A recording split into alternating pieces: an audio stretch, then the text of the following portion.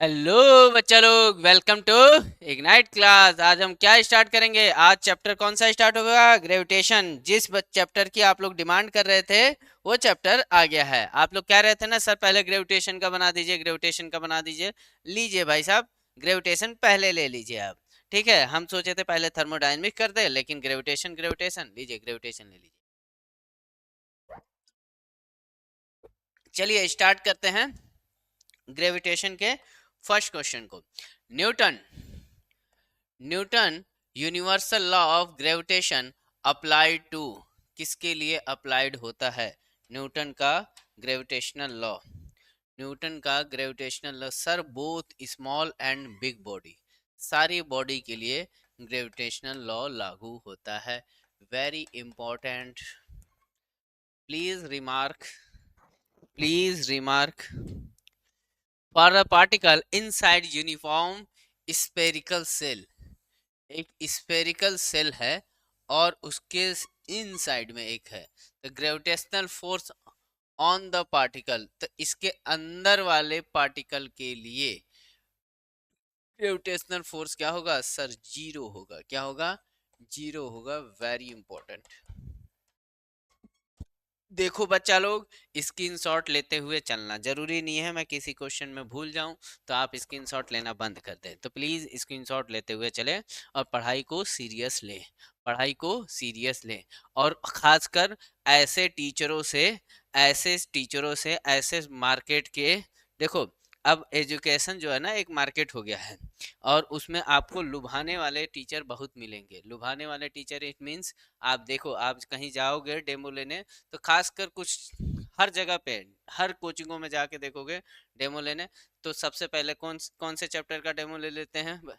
Unit and measurement का। Unit and measurement का demo ले लिया, मोशन इन स्ट्रेट लाइन का डेमो ले लिया। उसके बाद का टीचर को आए या ना आए इसका कोई लेना देना नहीं होता है। ठीक है, तो आप खासकर सावधान रहे क्योंकि ये एडमिशन का टाइम है खासकर। और हाँ, बच्चों को मैंने एक चीज देखा है कि कोचिंगों में बच्चों को लुभाने के लिए सिर्फ थोड़ा थोड़ा पढ़ाया जा रहा है, थोड़ा थोड़ा पढ़ा पढ़ा के जो है चीज़ों को भगाया जा रहा है ताकि बच्चे खुश हों। बच्चों को टफ चीज़ें नहीं पढ़ाई जा रही हैं।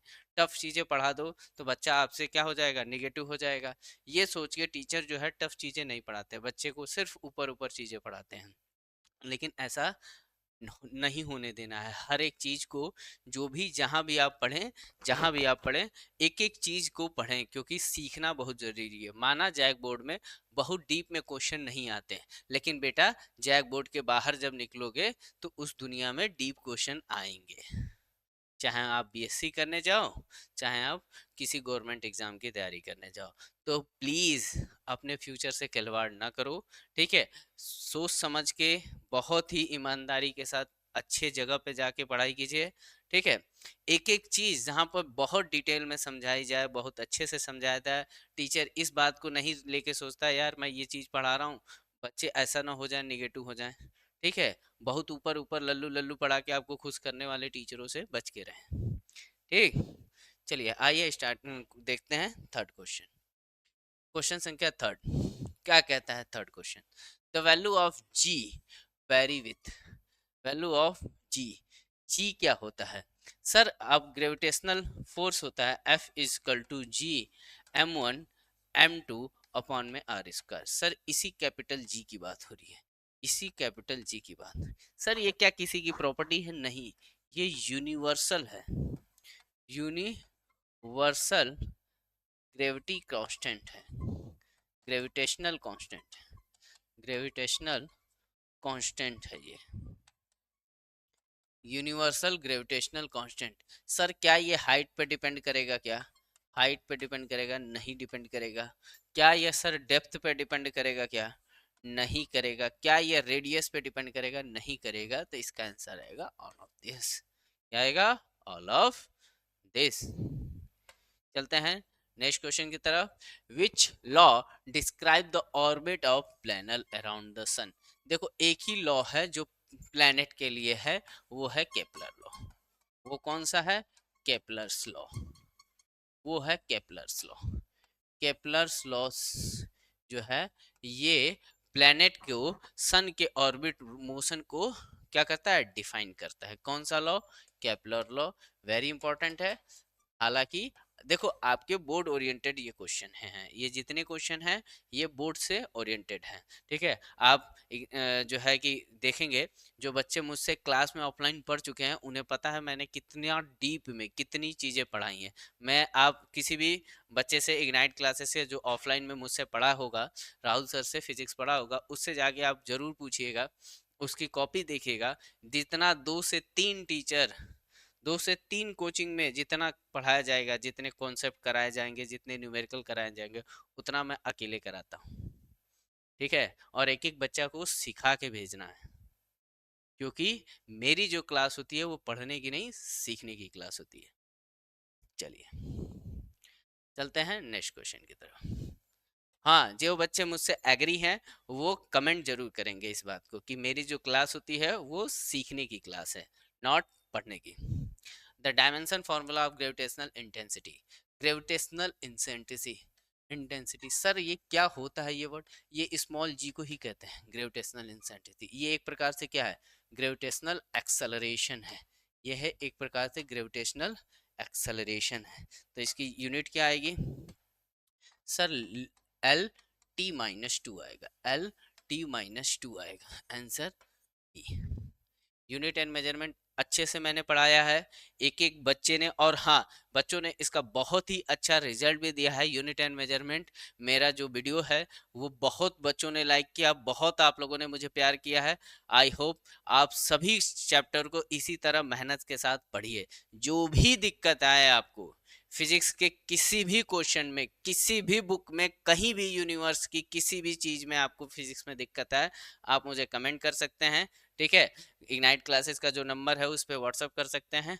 मैं हर एक क्वेश्चन को, चाहे वो आईआईटी का क्वेश्चन हो, चाहे वो नीट का क्वेश्चन हो, चाहे वो जेई का क्वेश्चन हो, चाहे आई रोडो हो, चाहे एनी वन, आप मुझसे पूछ सकते हैं। Force of the gravitational attraction is list, जो F इजिकल टू बच्चा, F इजिकल टू आपने देखा, F is equal to G m1 m2 upon में आर स्क्वायर।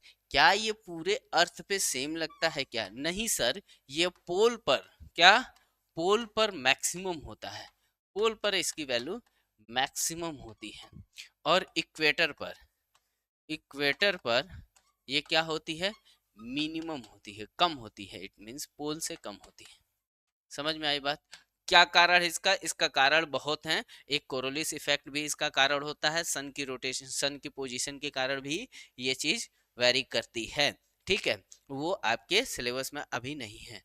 इतना याद रखेंगे कि मैक्सिमम कहाँ पर होता है बच्चा लोग, मैक्सिमम होता है मेरे बच्चों पोल पर, और मिनिमम कहाँ होता है, इक्वेटर पर, या लीस्ट कहाँ होता है, लीस्ट जो होगा वो इक्वेटर पे होगा, लिस्ट जो होगा वो इक्वेटर पे।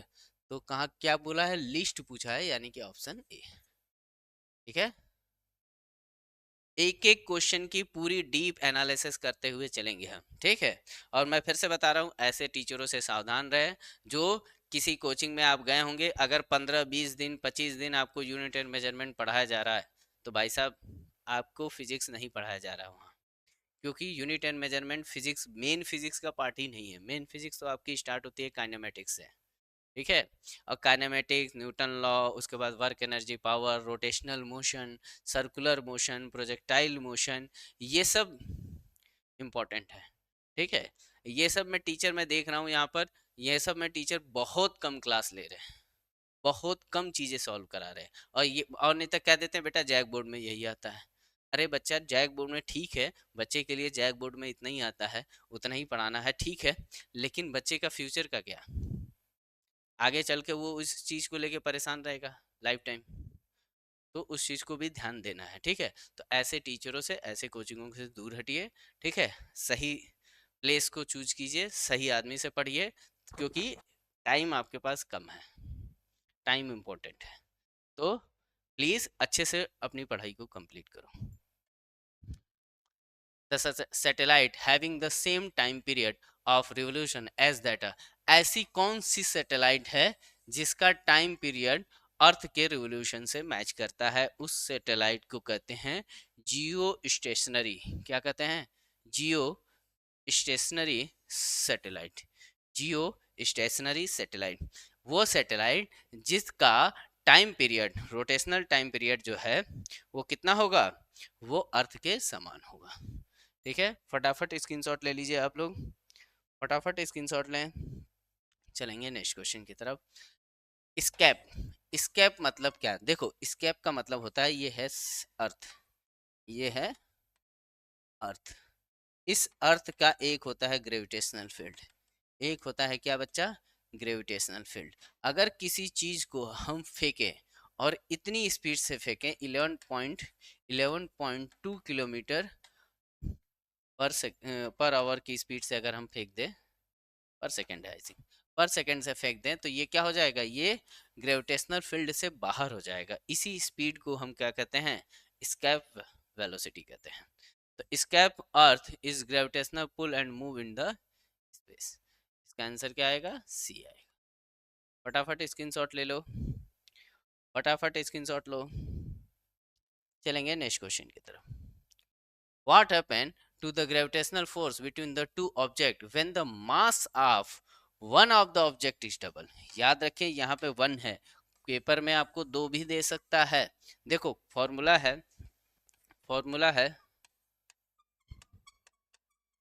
फॉर्मूला है F is equal to G M1 M2 upon में क्या, आर स्क्वायर। अब कह रहा है एक मास को डबल किया गया, बाकी मास सेम रहेगा, तो मैंने मान लिया कि जो M1 है वो M1 डैश क्या हो जाएगा, 2M1 हो गया, क्या हो गया, 2M1 हो गया। तो अब F डैश क्या आएगा, तो अब जो है F डैश की वैल्यू होगी, बाकी सब सेम है, तो G 2M1 इंटू में M2 अपॉन में आर स्क्वायर। अब यहाँ से ध्यान से देखिए, यहाँ से ध्यान से देखिए, अगर मैं टू को अगर भुला दूं तो ये क्या है, ये कुछ नहीं, F dash is equal to 2F है। क्यों, क्योंकि ये M1R और G ये क्या है, F के बराबर है। तो आप देख सकते हैं जो आपकी F डैश की वैल्यू आई, जो आपकी F डैश की वैल्यू आई वो 2F आएगी। अगर एक मास को देखो, सिंगल मास को यहाँ पे डबल किया गया है, सिंगल मास को डबल किया, अगर दोनों को डबल करेंगे तो 4 गुनी हो जाएगी। तो यहाँ पे सिंगल मास को डबल किया गया है। तो इम्पोर्टेंट है, लाइन जरूर पढ़िएगा, क्वेश्चन की लाइन जरूर पढ़िएगा। क्वेश्चन पढ़ने में बच्चे गलती करते हैं, वहां पे लिखा है, क्लियरली लिखा हुआ है वन मास को डबल करना, डबल को दोनों को नहीं। Ratio of inertial mass, sir inertial mass और ग्रेविटेशनल मास क्या होता है, दोनों एक ही बात है बच्चा। इनर्शियल मास वो होता है जो आपको विरोध करता है, आपके मोशन को, आप में होने वाले परिवर्तन को, बॉडी में होने वाला मोशन, या अगर वो रेस्ट में है तो मोशन को विरोध करेगा, मोशन में है तो रेस्ट में आने को विरोध करेगा, तो वो होता है इनर्शियल मास। और वो किसके कारण होता है, वो ग्रेविटी के कारण ही होता है। तो दोनों एक ही बात है, दोनों यानी कि रेशियो क्या आएगा, 1 आएगा। फटाफट स्क्रीनशॉट ले लो। आप तो बहुत प्यारे बच्चे हैं, आप सभी के सभी बहुत प्यारे बच्चे हैं। अच्छे से अपनी एग्जाम की तैयारी कीजिए, खुश रहा कीजिए, एंजॉय कीजिए लाइफ को। कोई टेंशन हो तो प्लीज कमेंट करें, लाइफ की कोई भी टेंशन हो आप मुझे कमेंट कर सकते हैं।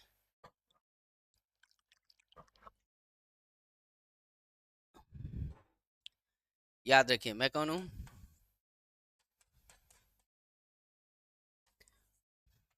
हर सफर का, हर सफर में साथ देने वाला कौन, राहगीर। ठीक, चलिए क्वेश्चन क्या है, gravitational force between the two object is F. दो ऑब्जेक्ट के बीच का ग्रेविटेशनल फोर्स दिया है एफ है, F is equal to G M1 M2 upon में क्या, R square. Okay, if mass of the both object is half. अब कह रहा है both mass of both, line को बहुत अच्छे से पढ़ो, दोनों का मास हाफ हो जा रहा है, यानी कि M1 डैश और M2 डैश, M1 डैश क्या हो गया, M1/2 हो गया, और M2 dash is equal to क्या होगा, M2/2 हो गया। Okay, without alternating distance between the gravitational force, मतलब आर में कोई चेंज नहीं किया जा रहा है, तो एफ डैश की वैल्यू क्या होगी sir? F dash is equal to आएगा जी m1 का डैश m2 का डैश अपॉन में आर, सेम है तो सेम। तो इसकी जगह F dash is equal to क्या रखेंगे? जी m1/2 इंटू में m2/2 और यहाँ आएगा जी। तो ये F dash is equal to क्या आ जाएगा? जी m1 m2 अपॉन में 4g। तो यहाँ आप देख सकते हैं इस चीज को, ये 4 को हटा के देखिए तो ये क्या है? ये f की वैल्यू है। ये क्या है? ये f की वैल्यू है। तो यहाँ से आप कह सकते हैं कि जो f डैश है वो 4f के बराबर है। f डैश है 4f के बराबर है। फटाफट स्क्रीनशॉट ले लें। ओह, 4f के नहीं, f/4 के बराबर है। किसके बराबर है? f/4 के बराबर है। f/4 के बराबर है। ये 4 अपॉन में है ना, तो f dash is equal to f/4 है। ये आप देख सकते हैं f dash is equal to f/4। मैं इसको इरेज कर दे रहा हूँ।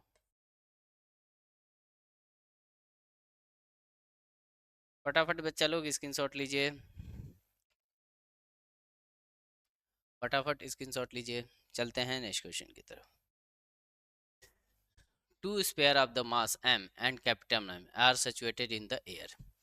तो एक m है और एक कैपिटल M है, सिचुएटेड इन एयर है, and the gravitational force between them is F। Space around the mass is the now filled in the liquid specific gravity 3। The gravitational force, sir कुछ भी भर दीजिए, कुछ भी भर दीजिए, एफ तो एफ ही रहेगा। ग्रेविटेशनल फोर्स पे कोई इफेक्ट नहीं पड़ेगा। ग्रेविटेशनल फोर्स पे कोई इफेक्ट नहीं पड़ेगा। इट मीन्स चाहे आप वाटर में रखिए चाहे आप एयर में रखिए, ये वाटर के लिए और ये एयर के लिए, दोनों के लिए बात एक ही है। तो आंसर क्या आएगा? एफ आएगा। वेरी इंपॉर्टेंट है, वेरी इंपॉर्टेंट है।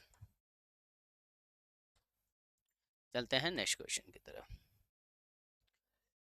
The among of the following give the first experimental value of g। इन सभी में g की सबसे पहले एक्सपेरिमेंट g की वैल्यू किसने दी थी? तो किसने दी थी? कैवेंडिश ने। ठीक है, थ्योरेटिकल क्वेश्चन है, याद रहना चाहिए। हालांकि एक ही वैज्ञानिक का नाम याद रखना है, कोई ऐसी कोई बात नहीं है। इस चैप्टर में सिर्फ 3 ही वैज्ञानिक हैं, एक ये कैवेंडिश साहब हैं, एक केपलर साहब हैं, एक तो न्यूटन है, वो तो है ही है।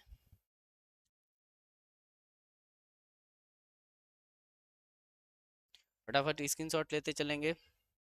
What is the ratio of gravitational force of attraction between the two body kept in the air in the same distance apart in water? बात वही आएगी, अभी मैंने बताया क्या रहेगा, सेम का सेम रहेगा। फटाफट स्क्रीनशॉट लेंगे। What is the SI unit of gravitational constant? बेटा ये F इज इक्वल टू आता है, F इज इक्वल टू आता है जी m1 m2 अपॉन में आर स्क्वायर। इसका एसआई यूनिट कैपिटल जी का पता है, तो जी को सब्जेक्ट बनाएंगे, क्या करेंगे? जी को सब्जेक्ट, तो एफ इंटू में आर स्क्वायर अपॉन में m1 इंटू m2। तो एफ का होता है न्यूटन, एफ का है न्यूटन, इसका होगा आर स्क्वायर का मीटर स्क्वायर अपॉन में इसका केजी और केजी, तो केजी का स्क्वायर। तो ये ऑप्शन आपका सी। कौन सा ऑप्शन? सी ऑप्शन इंपॉर्टेंट है।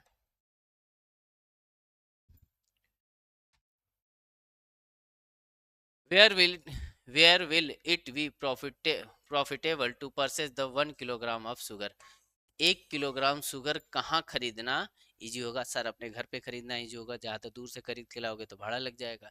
लेकिन इस क्वेश्चन के हिसाब से ऐसा कुछ तो है नहीं। इस क्वेश्चन के हिसाब से क्या आंसर आएगा? पोल, पोल पर खरीदना ज्यादा सही रहेगा। ठीक,